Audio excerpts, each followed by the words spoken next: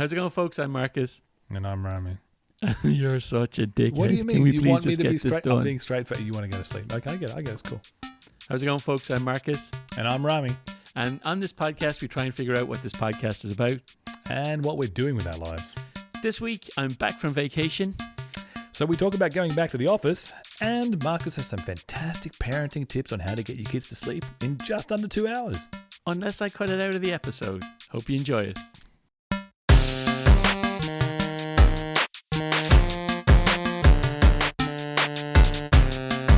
Is that nice? Oh, there we go. A little bit of Sweet. Is that Now I nice? can hear you. Oh, yeah. Yeah, it's good. Something. Oh, that's good stuff. Back to dulcet tones. Yeah.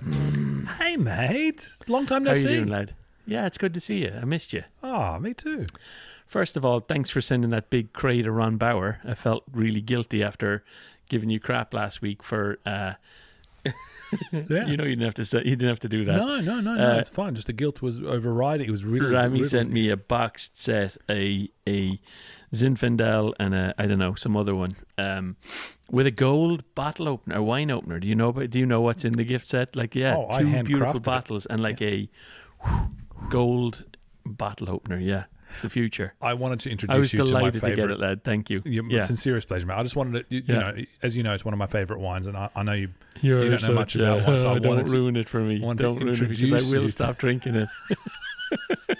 I literally never heard or remembered Ron Bauer until you mentioned, and then you reminded me that we went to the vineyard the day before, so that's good.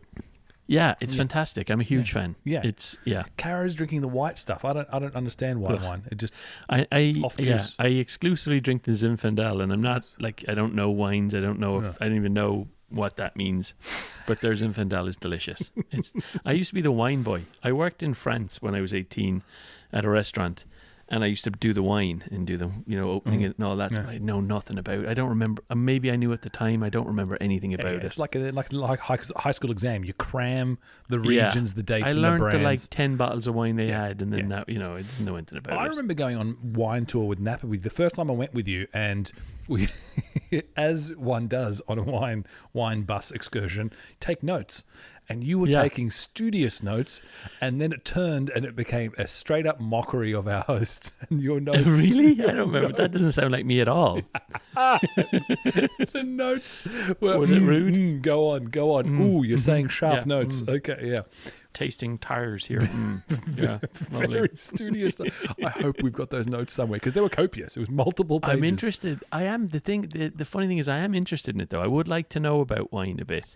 Like, wine is nice. I'm in my 40s now. I'm okay with wine is nice. I would like to know a bit. Only red wine. I won't drink white wine. But white wine is obviously just dishwater soap turned into an alcoholic spirit. Talk to me about red wine. So you are on the side of you believe it's a thing? I mean, I think it's. I think you can settle into it in midlife, is what I mean. Like, I mean, there's different. There's like when we were growing up, we used to drink fortified wine. There's this thing called Buckfast in Ireland. It's brewed over in Scotland, and it's just like, the monks used to make it. The mulled wine stuff. It's basically top. Yeah, another one that makes you go blind. Yeah. But we used to drink that at college, and then when I was at the last year at uni. I decided to brew my own wine, so I made white wine in our hot press in the house we were in. I made 60 bottles of wine, and we just but not being a connoisseur or anything, like literally just bought the wine syrup stuff and put all the yeast in, sugar in, whatever, and just had it bubbling away. Do you know how? Yeah, have you ever 100%. Half the flatmates do the same thing. Yeah, 100%. Yeah. So we and then but all I did was had. Because you don't have the preservatives, right? So you don't get the headache. It's great natural wine. Oh, is it? Yeah. I have no idea. What we did have headaches because we drank all 60 bottles in one night. So we had a house party and literally we had one fridge full of white wine, and it was, oh my God, but it was petrol. But I did keep one bottle. I kept a bottle for a year. Nice. Just to see would it get better. And I opened it, and it was pure vinegar. Much worse. It had just, oh my God, didn't even drink worse. it. And that was at college. So, anyway, so wine, I've always been a wine connoisseur, I suppose is what I'm saying. I've always been into the subtle art. I've been making wine since my early 20s, I guess, is one way of looking at it. That's exactly how your bio would read. If you had a Twitter bio, that would include Marcus wine. First got into wine, appreciation for wine at university. Much longer. But just out of interest, do you buy it as a category, as a luxury good category, or a goods category? Like you buy into it? Yeah, I do. Like wine's nice. Like wine, I mean... I still don't know what you mean in terms of. I don't know about like. I mean, $10,000 wine. No, I mean, no, that's nonsense. 50,000 different varieties. I mean, it's a flex. No, that's a flex. Isn't it just NFTs for like, old people? Yeah, but there is better wine than like a $30 bottle of wine is typically better than a $10. I mean, there's exceptions, but like that one, the Zinfandel. The reason we like that Rombauer Zinfandel is not because it's a fancy wine. It's just because it's one of the ones I've tasted. At one of the things was like, that's nice, and I really do like it. It's $35 a bottle, so it's not cheap, but we don't drink a lot of it. We drink like a bottle a week or something. $35 a bottle, but that's fine. Your one was you got the fancy one. No, you did. It's like $35 it's a drop. $35 a drop, just so you're on the same page. So it feels like a log scale. I totally agree. $5 versus $20, you tell the difference. 20 versus 50, I'm sure you tell the difference. But at some point, 100 to 1,000, you're not telling the difference. 1,000 to 10, you are not flexing beyond flexing. And could you enjoy that? Could you enjoy the idea? I've got a nice bottle of whiskey in the press inside, which is a couple of $100, and I struggle to enjoy it because it's just too good. And actually, the only times I've ever had any substantial amount of it is when I've actually been drunk. And I've just been like, come on, let's get this thing out. And then you're like, oh, it is delicious, yeah. But so is shaving foam at this time of the night, you know. I think on the spectrum of do I respect it as a category, I think I'm the firm that it is the most oversold flex, the whole category. What other product category is there where you have such a range of price? NFTs. Such a range of price and such an insane fragmentation of brands and flavors and labels and the whole thing. And it all is ranged so closely when it comes to actual flavor. Like if you had 10,000 types of Cokes, come on. I'm joking with NFTs, but it is analogous to art, right? It is all individual micro things are similar. Like you've got the Pollock style dot painting type people, and you've got the I agree. I do think the history stuff though. I think I think the old French vineyards that have been making certain wines in certain soils with the consistency that they can produce over, they know their soils, they know the acidity levels and the specific grapes to use and the type, they've nailed it. So like, don't get me wrong, there's an art to it, but there's also an art to making Coke secret recipe, right? There's skill in all sorts of stuff, and I'm not taking away from the skill. I just think they've managed to corner it to such a degree and built such an art cultivation luxury good around it that it becomes, and just like art, I do love the history part of it. So the Champagne region, and you do enjoy that bit, but not everyone has that history. I think the Champagne's a good one. That's a classic example of if it's grown on one field on one side of the road, it's called Champagne. And if it's called in another field on the other side of the road, same soil, it's called fizzy wine. It's like sparkling wine. So, I think so. I agree with that. I think but nice wine is nice, especially in your 40s. But up until now, there's no way I would have been drinking $35 bottles of wine because it would have been... The reason to be drinking it was different than the reason it is now. I still enjoy going to Belgium, and it's €3 for some of the best wine you've got at the supermarket. I'm in. I don't believe that though. We did that. We drove through France, me and Kel, at the end of the NBA. So in 2015, we did this road trip across France, and we were like, it's amazing because you don't pay the import tax, and like you can get €15 bottles of wine for €3 in the supermarket. We didn't. I was going in there buying wine, and it's still horrible. It's still petrol because it's cheap wine. You know what I mean? Like, I'm not sure. I don't know if you can do that anymore. They're going into the supermarkets in France and Belgium and things like that and getting great wine for little money. I don't think that's inflation. The case. Am I aging myself? Was this 2007? Am I totally? I don't know. I just think that's not a thing anymore. I don't know. Maybe we just did it wrong, but like maybe it's cheaper. It's probably 30% cheaper or something. You buy a $20 bottle of wine for. I've put myself in a position now, $16, but you can, 20%.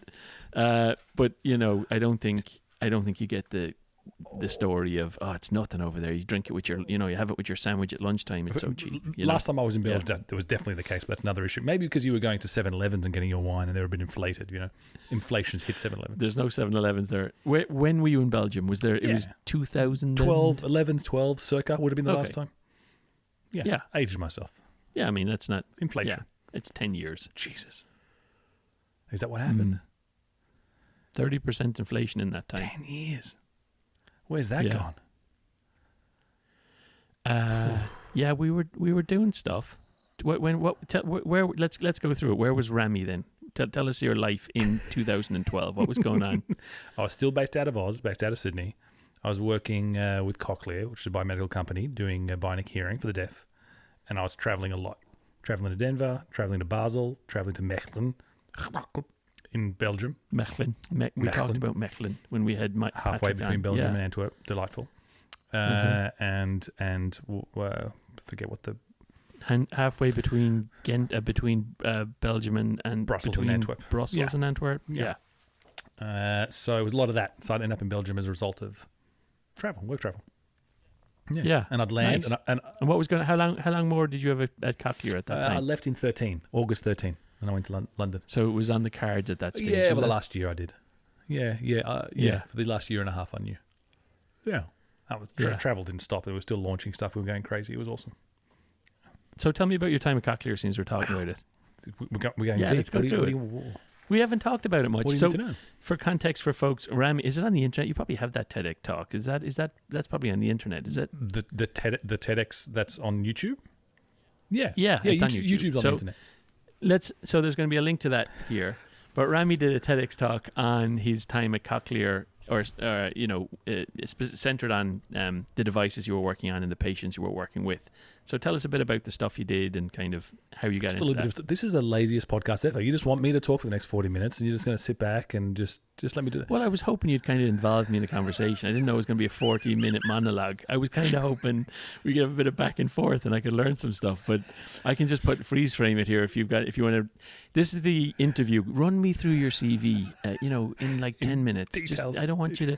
The three things I want to know is why did you join the company, the most important thing you did while you were there, and what made you leave. And the key decision points, if you can just give me the motivation behind them so I can really understand what makes you tick. And you probably can't talk about IP, but maybe if you could give us some sort of scale of the kind of projects you're working on. Just a rough idea of the P&L, not specifics. Just a rough idea of how much you'll make it.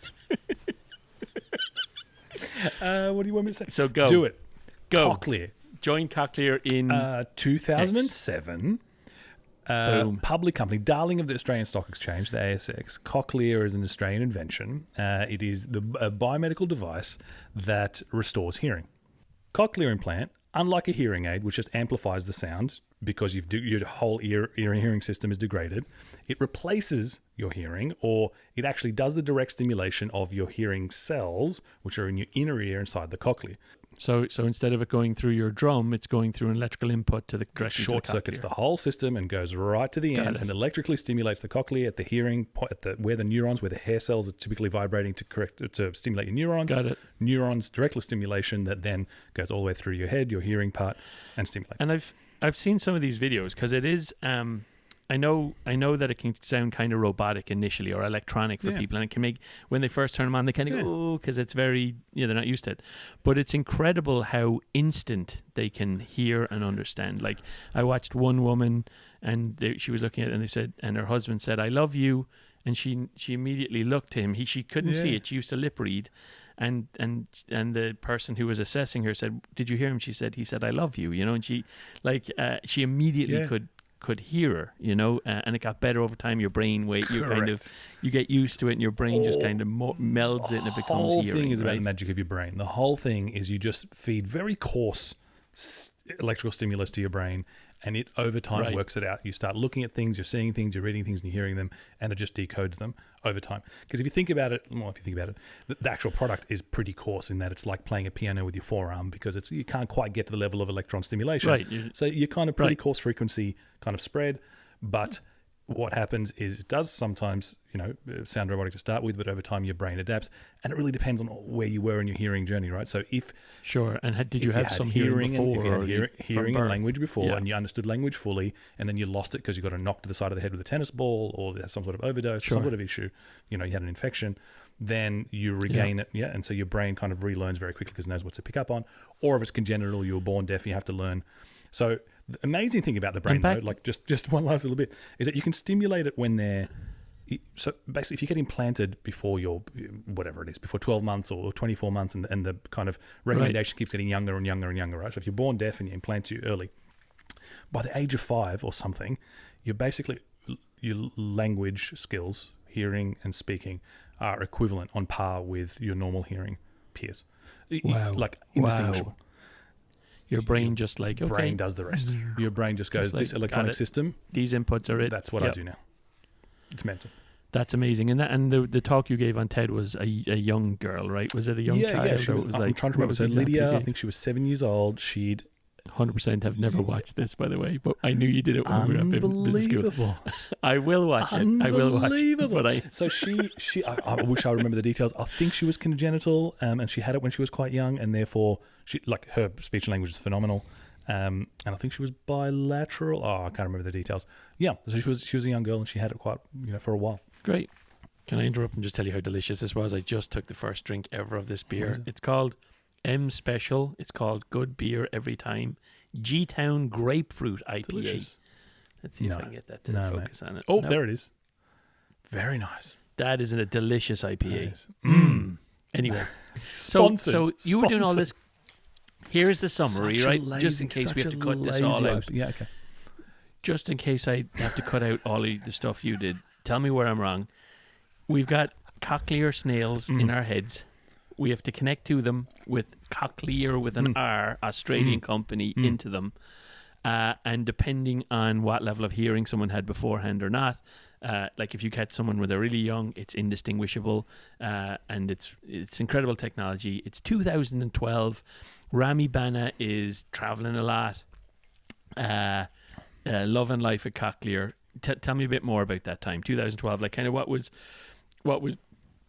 some of the things going on with you, or things that you're happy to talk about? We can also just cut this out if there's nothing. So the product life cycle of something like that.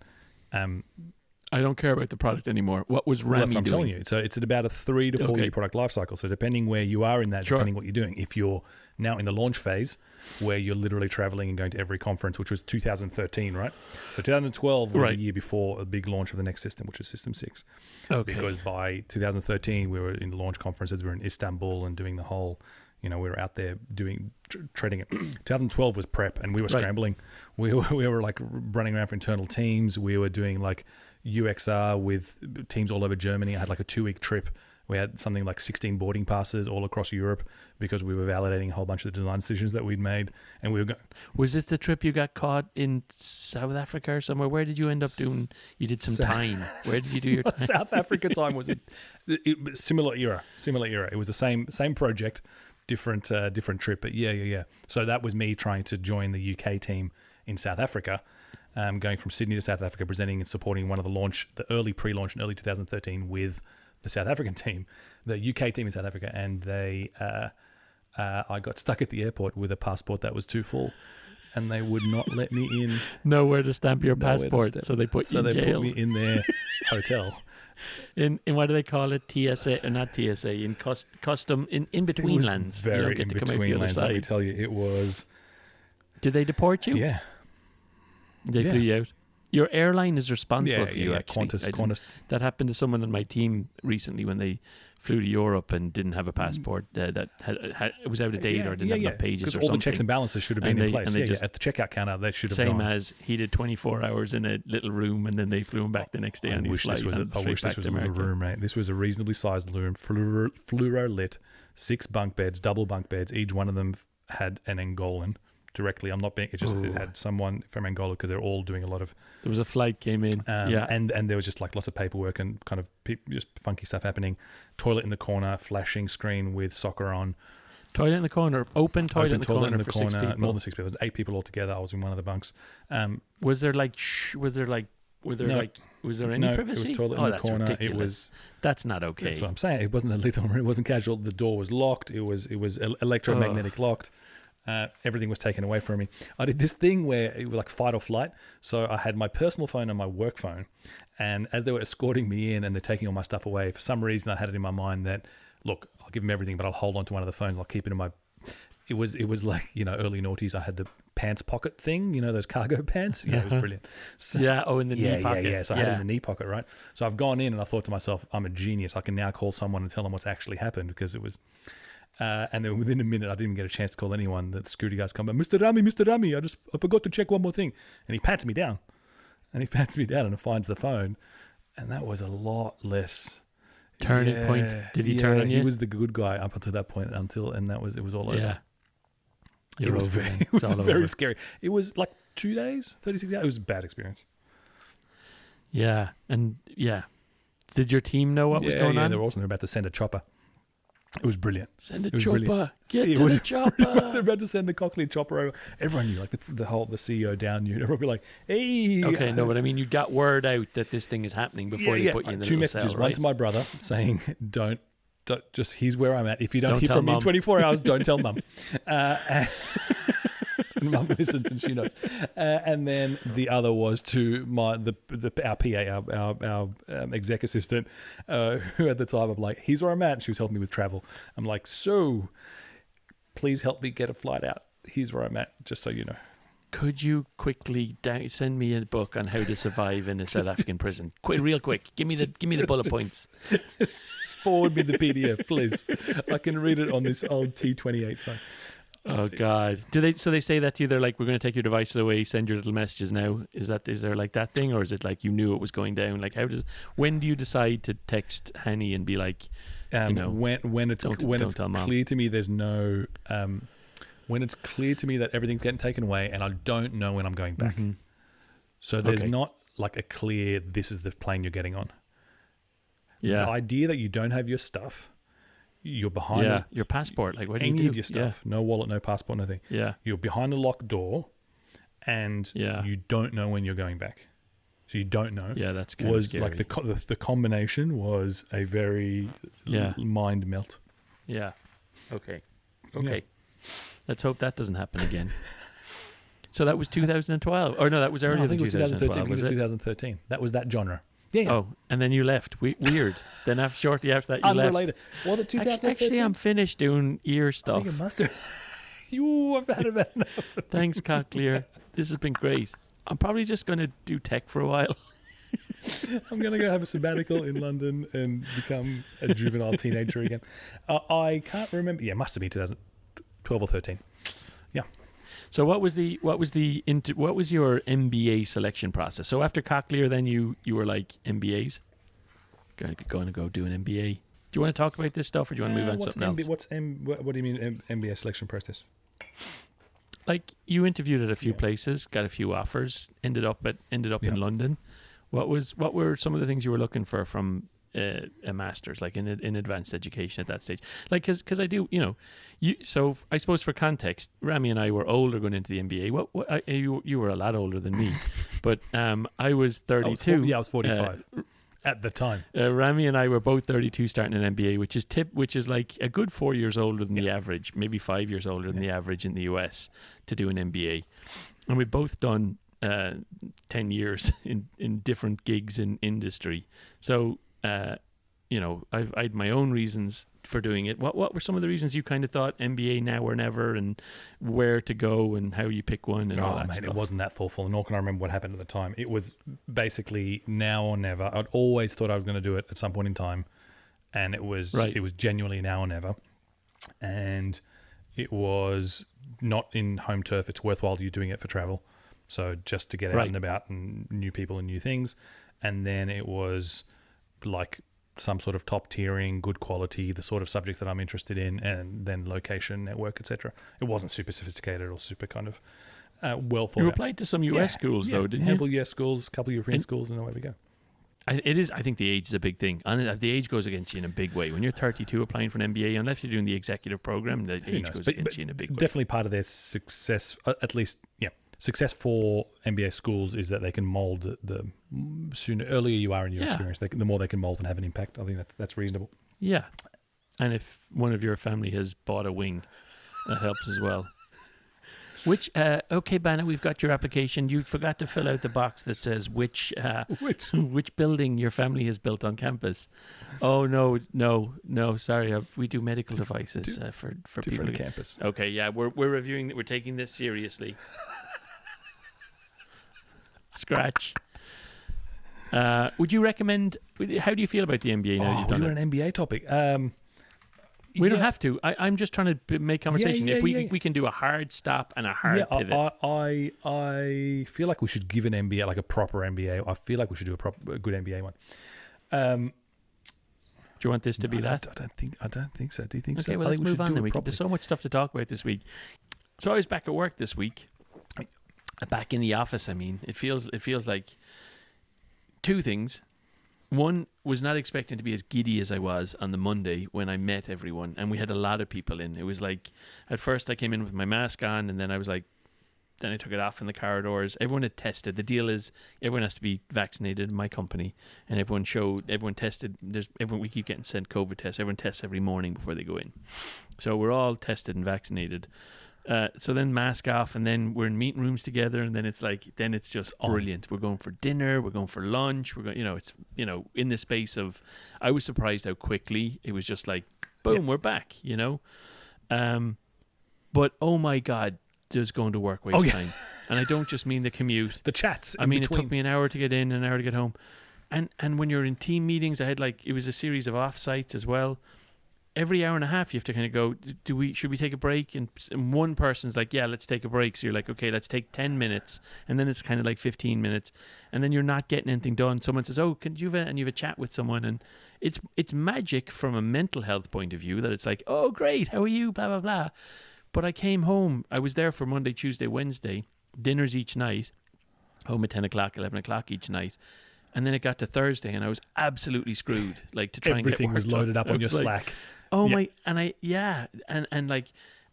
here's another thing: massive anxiety. I haven't realized how much my attention has been split, even in one-to-ones. If this was a one-to-one with you and me, I would have my Slack open here. I would have because I've got a ultra-wide monitor. I'd have my Slack open and my email open, and I'd be talking to you in the middle of the screen. And not just being able to just glance over and see what the message was. You're in these meetings, blackout, and you're talking to someone one-on-one, and you whatever about if it's like a 10-person meeting, you still have your thing open, you can just glance down. But if it's the one-on-ones, you're in real trouble. Intense. And if you've got 3 one-on-ones back to back, you're like freaking out because you're where's Marcus? It's a completely different mode of work. You when you're in the office and you're walking around, the Slack isn't on, you're not on the email, you're doing the chats, and everyone's grabbing you and having another chat. You like derail, and you soak up time in the weirdest things, and then you open up that thing and go, oh my God, and you get sucked back into this. I can't tell if it's more of, it's a very different type of work. It's like bimodal working, and it feels for sure more mentally healthy. It also feels like deeper work. The things you make, the decisions you make stick more. It's like you've looked someone in the eye and you're like, we're doing this. Yeah, we're doing this. There's a real sense of connection and commitment and depth.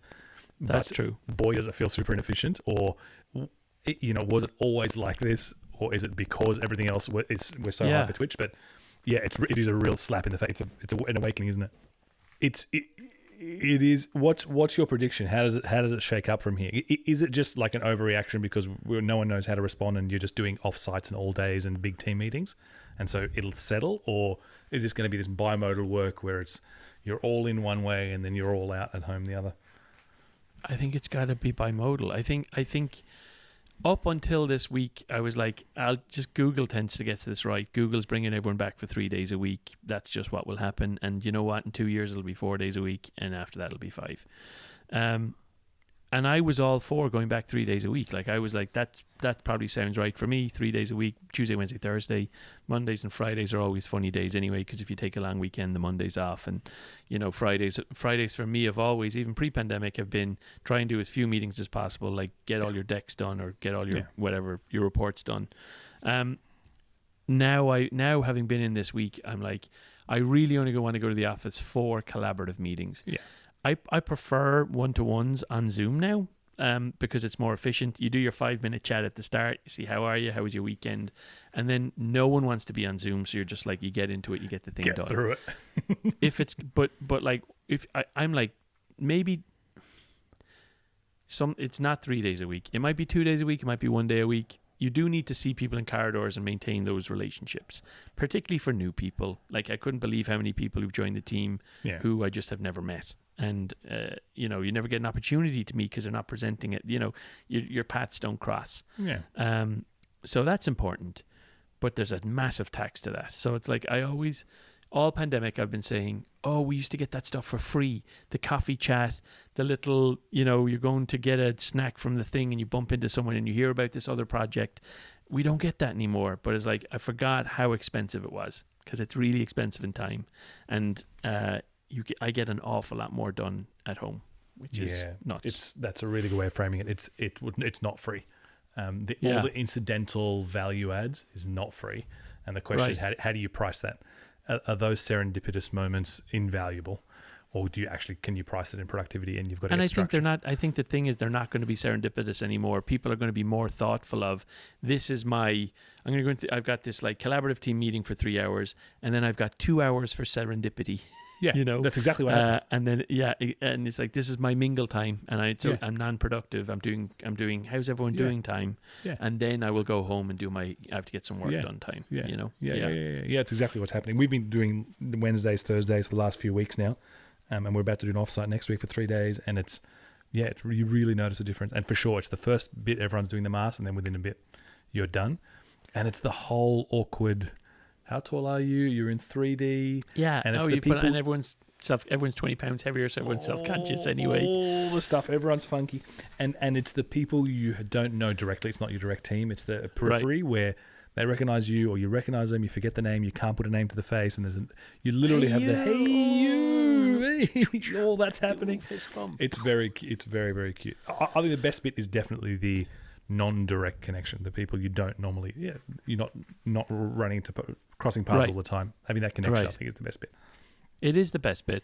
I did find myself way more self-conscious as well in one-to-one or in meetings, just with like, you don't know where to look. And people's breath, and like, is my breath, and then I better get some gum, and then you're fiddling for some gum in this one-to-one, and then I did find it like I haven't smelled people's mild body odors, like or their perfumes they're wearing, or their aftershave. Positive and negative, right? Yeah. I mean, like, just people, like what it smells like to be in a room with people. Yeah. Like, and that sounds nuts, right? Because I've been out, I've been restaurants and stuff, but it was in this just kind of quiet work setting. I was kind of like, you have to, like, it's a dimension. Can't be flatulent, and like whatever, like, like it's like you're kind of. I don't know. Just we lost the run of ourselves in terms of completely. We've become animals. We just sit and lost the run. But it does add. It rehumanizes everything, doesn't it? It really reminds you that you were a node. It felt you've become a node at the end of a computer, plugged into the matrix, and you feel like a part of it. You do feel like a part of a group of people, as opposed to like I totally agree. And like, teams matter. Team culture and health and. Just going out, and like, we were like reliving stories, because I've worked with the same team, just for context, for like nearly 7 years now. I mean, almost the exact same people for pretty much 7 years. And we've got a lot of history and stories, and we've traveled all over the world together, and like got caught in elevators, like locked in, stuck in elevators together for 40 minutes one time, and we were all really stressed, and like all of these like great like, culture things that we can kind of relive, and kind of got us back to speed pretty quickly. Like, but that's Hygge, isn't it? That's the key to Hygge. What's that? Tell me, I don't know about that. Hygge, H-Y-G-T. Helvetica? No, I'm talking about Hygge. It all comes back to Helvetica. I'm talking about Hygge. Go on, tell me about the Danish art of coziness. Oh, Hygge. Yeah. That's nice. The Chinese have the feng shui, and the Danes have candlelights, mulled wine, and Hygge. I'm interested. I would like to subscribe to that. Oh, Hygge is brilliant. So it's about coziness. It's about what do you do in the winter months to make things amazing, and it's all about lighting is a key thing, and fabrics is a key thing, and clothes, and sweets, indulgences, and very much like about connectivity and relations. And one of Yeah. the key things is retelling old memories as a way to keep relations building. Is It's one real. of It's like, real. It's principles natural. of Herg. And it helps the new folks come on as well and kind of Yeah. feel like there's a sense of history. And yeah, I think it's great. Anyway, I was kind of shocked by that. I was so giddy Monday, Yeah. and then Tuesday I kind of came home and I was a bit down about it. I was a bit kind of like, what the hell? Wednesday went back in. It was a bit better. It's kind of been a roller coaster this week. Yeah, So, yeah. Another one. I, on balance, find it just way more, just way better. Just because I connect a lot better and I enjoy it a lot more, and probably because it's not as productive, it's not as intense. Right, so I enjoy it a lot more, but I definitely have the stark, I've been ignoring my other work. That is the digital work the whole time, and you're like, well, there's a lot of it. Good There's luck a lot to of it everyone now. else. Maybe more of it now because way more. everyone is digitally productive. Everyone else is still on it. Yeah. You might be anyone who wasn't at work that day is still churning out all that stuff. Exactly right. Everyone else in every site is still asking you questions on Slack. No, forget it. Yeah. RTO is real. Last week was for Google's. It's all on. Yeah, it is. It's good. We have to go back to work, There's probably another wave coming, but we can't do this forever. It's a surreal era, isn't it? It's a surreal era that we will look back on. I wonder I was thinking about today, I wonder seeing people, there was something comforting about not being the only person who's a bit of a, who's 20 pounds heavier. I think, I wonder what impact has this on all of us 40-year-olds, this generation of late 30s, early 40s, just going from walking 10,000 steps a day to not, for years. Health cut off an entire generation. You reckon you'll see it in the stats?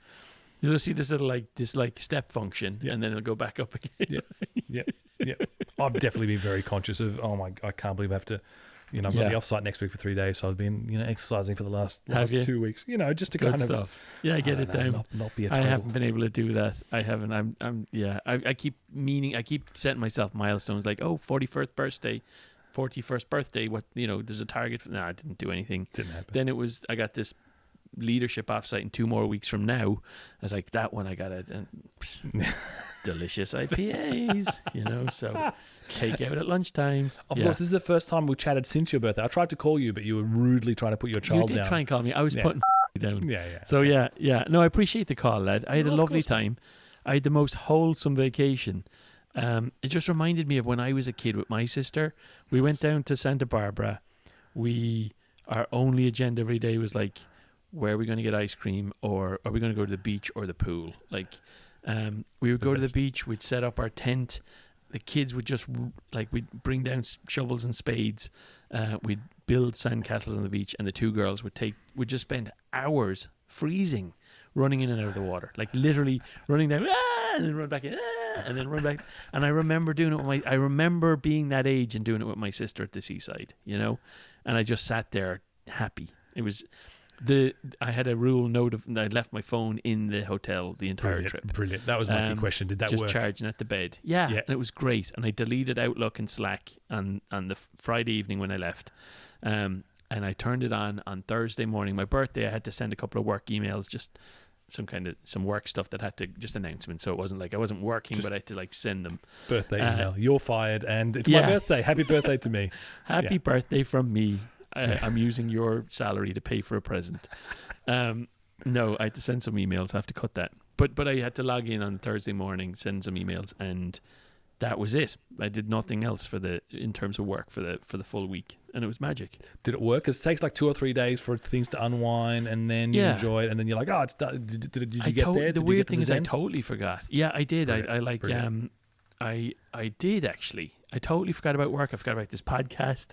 I forgot about uploading videos. I got this YouTube channel that I'm pretty dedicated to trying to get something up every week. And I literally just was like, offline, turned it off. Yeah. Great, mate. Great. Yeah, even missed a Wordle in there somewhere. Wow, that's how you know. That's how you know. That's how you know.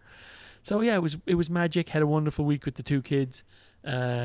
And Kelly, and every night we just went for dinner somewhere. Kelly was there as well. Yeah, me and the kids had such a great time, and Kelly was there. Yeah.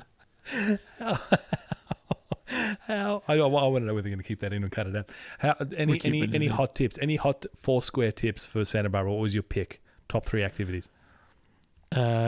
Beaching was definitely so we were staying at the Hilton on the beach there. Would strongly recommend in terms of cross nice, the road. clean You're beach. at the beach.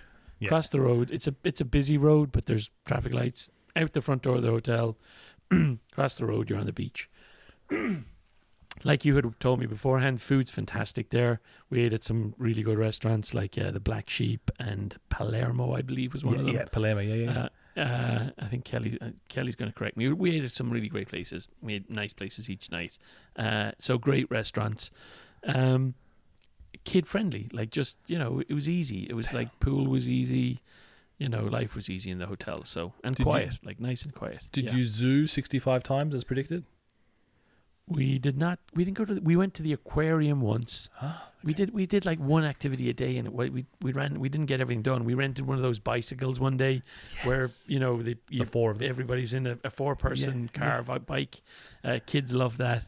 And then like that was like a whole day, right? Like as in we did that. It was probably for I think it was like 2 20 hours. minutes. Yeah. But no, it was like 2 hours. But like that was like the whole day centered on that. We were like getting ready for that. Of course. Then we were doing that. Then we were recovering from that. And then it was dinner time. Yeah. So like there was that. Yeah, aquarium stuff.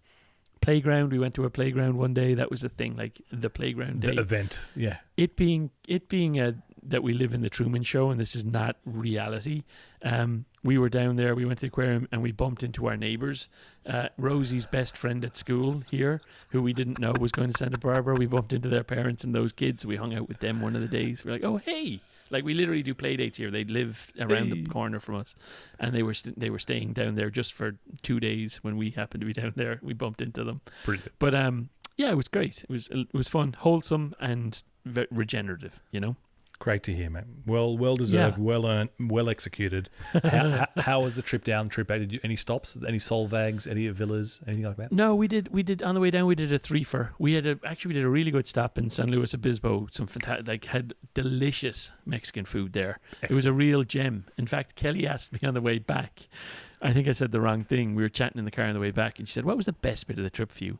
And I said, actually San Luis Obispo on the way down, stopping for that dinner, that like unexpected. I sent you a picture of I was having a beer and the kids were having like some orange. Like, is it the one on the river? The one on the side of the river with the lanterns and the thing? Which one is it? It wasn't that one. It was the. I sent you a different one, or maybe I didn't send it to you. But anyway, it's clearly a nice restaurant, and we weren't expecting to. Like we were like, we got to get some food, kind of get the kids down. We'll be here. Let's get in and out. Just and whatever. We sat down. It was really nice, and we were like, no, this is nice. And we kind of had the meal and enjoyed it, and then the kids in the car, and it was lovely. And for me, I'm always, Kelly was like, that was your favorite thing on the way. Like we spent a week in the Hilton I was like, but for me, I'm a Friday. Like Friday's my favorite day of the week because the weekend is still ahead of you. Like anticipation. Yeah. So having a nice meal on the way to this vacation, it's the party the day before New Year's Eve. It's the one where you're prepping. It's all of that. The road trip can be very, very memorable because of the anticipation. The mood on the road trip. I was makes it amazing. pre-vacaying in Rami terms. I was getting the most out of my pre-vacay. You're welcome. It's I've stolen it from Cara, but I fully agree. Also, that area like Slough, Villa is my like the Central Coast stuff just has the best like food, but also vibe. We smashed it on the way back. We did the 5.5 hour drive in 2. We did it. Well, we did an hour and a half stop. We stopped after an hour and a half and did a quick bite to eat, toilet break, blah. And then the kids were awake for an hour and 20 minutes, and we were like, oh, let's stop in another 40 minutes, and they fell asleep. Passed out. Both of them. Never happened. Both of them. And we were like, it was like 4 hours left on the clock, and I was like, let's just go for it. Or 3 hours left on the clock. 130 miles an hour straight up. They woke up like 20 minutes from home or half an hour from home, and they're like, are we there yet? And I was like, no, 20 minutes, and we were there. It was not like a lie. It was easy, not too a lie. easy. Well done, mate. Well done. Yeah. Oh, that's excellent. That's excellent. I'm very happy to hear that. Are we going to talk about Elon Musk and Twitter or not? I feel like you have to, even though it's news and topical. I do want to address some fan mail though. Oof. For real? Yeah, I think we've got with the specific requests, and the from Lynn. Is this from Lynn? Well, obviously, Lynn, my mum, is a huge fan, number one fan. I do enjoy the fan mail in the comments and how much she enjoys and laughs at Marcus's gags, I think is basically where it's at. Is that, And your stories. I'm feeling I think your mom is highbrow. Your mom seems to get more out of these podcasts than I do, for sure. She's like, oh, that was an interesting analogy with the bus. And I'm like, geez, I'll have to rewatch that. I didn't get any of that. I was too busy thinking of the next question. I enjoy that she refers it to like an international expert and goes, well, my friend here, who also happens to be a geologist, agrees with your current. Okay. Obviously, that's number one. Between your dad, Dawn, and your sister, and my mum, parents, obviously, they're in they've competition. all phased out. They were early podcasts. They still listen to them all, but I feel like their enthusiasm has waned somewhat. Not as eager. Yeah. Not as eager. Dawn's comment still resonates. She looks forward to Wednesdays because of this. Oh yeah. So that's we're nice. letting her down. I think that was early on. She didn't have a job at that stage. Yeah, go on. Yeah. She's now working full time for a management consultant firm in Dubai. I'm sure she's over. She doesn't look forward to any day. The fan mail is, well, two things. One is your Irish friends who messaged you and let you know that you were wrong about Westminster and couldn't believe you didn't understand what that was. I take that as fan mail. Oh, you wanted to bring that up? I just wanted to just remind me what sort of. They sound like fans. Ireland is a Rami. Ireland is derived from a Westminster parliamentary system. That's all. I was just checking. I wondered at the time, so it's great to have that validation. Just for everyone's education, like it's fact checking is what it is. It's great to have a I'm okay crowdsourced admitting when I'm wrong. checkers. It doesn't. No, it doesn't hurt me. It's not that you're wrong; it's that you didn't know. Very different things. There's loads of stuff I don't know. We should be clear at the start of every episode. I should say, look, 50% of the things I'm talking about, I know a little bit, like ish. Please don't fact check anything. No, the specific request was actually a friend said that he started listening to it, and he was listening to it while he was putting his kids down to sleep. And not for the kids, but he was listening to it while helping the kids. And he's got a 2.5 and also a 7-month-old. And his request was, well, can you kind of tell me about techniques, share your techniques for putting kids to sleep. So while I'm putting kids to sleep, I can be, it was like a mirror kind of inception thing. So did we have your worst, your best, your quirkiest, your recommendations for putting kids to sleep through your many years of experiential parental? You're asking me. Yeah. So we have some good techniques. We've got, it takes about 2 hours to put our kids down. That's a good technique. No, we definitely don't have it down. We're useless at it. My daughter, my older, we're gonna have to beep her name out. My older daughter is a hero.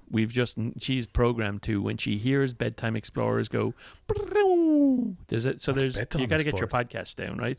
They listen to Maked Up, which is a kids podcast. A guy who has got hundreds of. He makes up a story for his kid every night when he's going to sleep.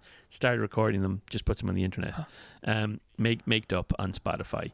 So put on a Maked Up, but they never fall asleep during Maked Up because it's a mundane, boring story for grown-ups. I don't know what it's about ever, other than he says water. Whenever he says water, he can't say water properly. So if he's listening to this, sort that out.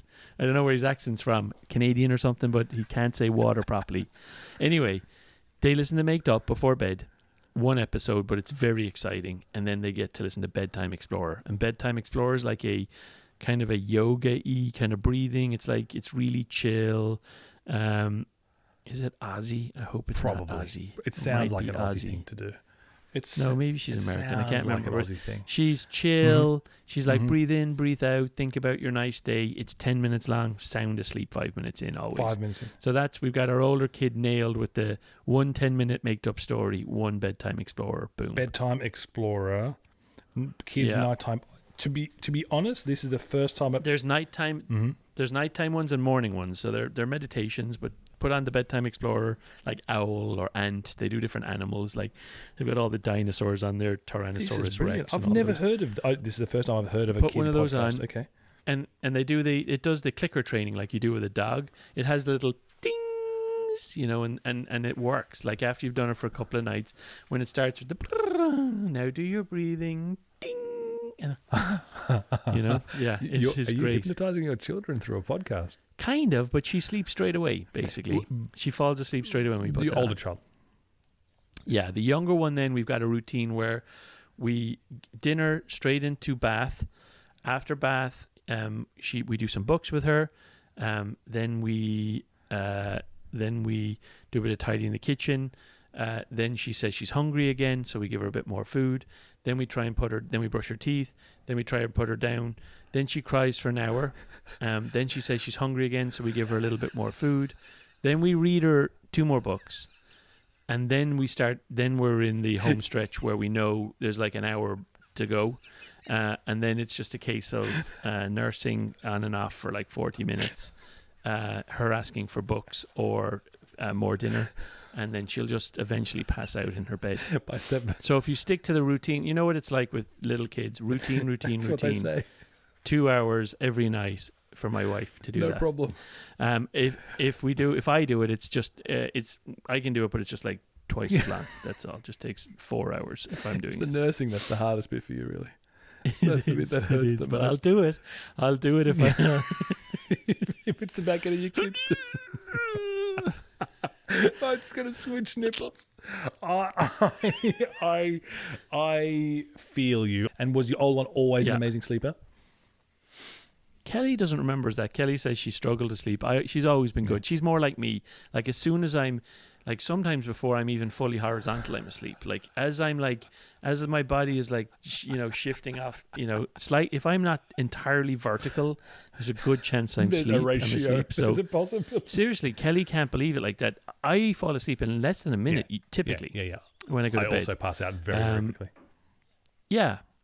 I wake up early and I can't go back to sleep. Like that's my thing. I can't go back to sleep in the morning if I wake up, but I will go to sleep at the drop of a, pass out. literally. Carrie used to fall asleep And anywhere, sitting down in a train, in a car, anything. Can't get to sleep in the bed, and will wake up early and can't get back to sleep. She's got bad at both ends. Whereas I have no problem. So you need to buy a little armchair for the bedroom so she can just fall asleep and sit. We have one of those and still not working. So okay, this is. And do you have a plan to train to get out of your? I mean, as convenient as we're it on is. it. It's getting better. So so Kel went out to a play. Her sister Lauren is an actress and she's in a play here. And Kelly went out last night.